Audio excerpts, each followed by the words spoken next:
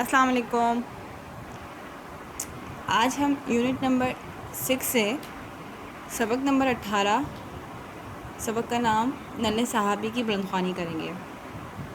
ننھے صحابی کا نام عامر بن سلمہ ہے، جو دیکھیں اوپر ہیڈ لائن کے اوپر مینشن ہوا ہے۔ اچھا، یونٹ جو ہے وہ آپ کا تاریخ و جغرافیہ کے اوپر مشتمل ہے۔ مکے کے قریب ایک گاؤں تھا، وہاں کے لوگ کافی نیک فطرت تھے۔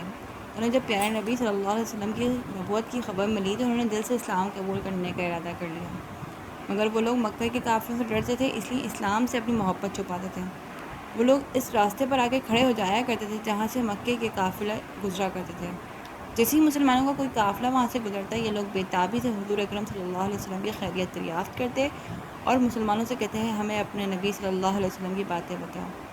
مسلمان انہیں قرآن کی آیتیں اور پیارے نبی صلی اللہ علیہ وسلم کی حدیثیں سناتے اور آگے سفر پر روانہ ہو جاتے۔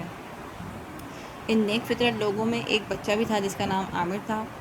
وہ اپنے ابو کے ساتھ ان قافلے والوں سے ملنے آتا تھا اور بہت خاموشی اور دھیان سے سب کچھ سنتا اور چھپے چھپے یاد کرتے رہتا۔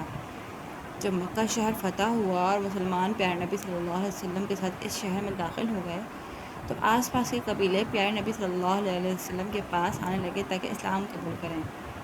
اب کافروں سے خوف ختم ہو چکا تھا، لہٰذا عامر کے گاؤں کے لوگ بھی خوشی خوشی مکہ آئے۔ ان سے مل کر پیارے نبی صلی اللہ علیہ وسلم بہت خوش ہوئے، ان سے اسلام کے لیے بیعت لی اور دین کی تعلیمات سکھائیں۔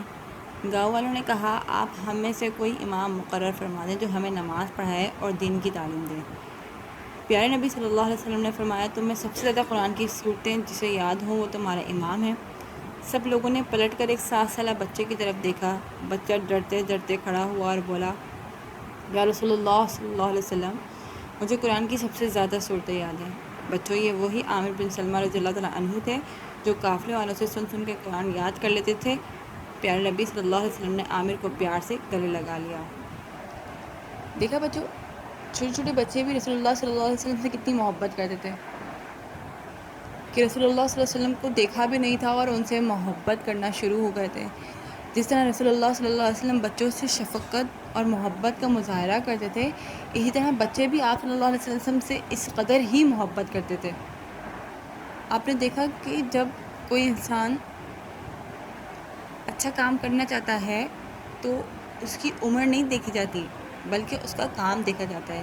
اس طرح عامر بن سلمہ رضی اللہ تعالیٰ عنہ نے بچپن سے ہی قرآن پاک کو اتنا سارا یاد کرنا شروع کر دیا تھا، حالانکہ اس وقت تو ہمارے پاس قرآن پاک موجود بھی نہیں تھا جس طرح کتابوں کی شکل میں آج محفوظ اور موجود ہے۔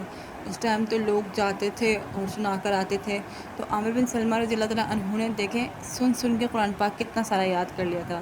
اور جب رسول اللہ صلی اللہ علیہ وسلم سے آپ ملے تو آپ صلی اللہ علیہ وسلم ان سے مل کے کتنا خوش ہوئے اور انہیں اتنے سارے لوگوں میں سے ایک 7 سالہ بچے کو تمام لوگوں کا امام بنا دیا تھا۔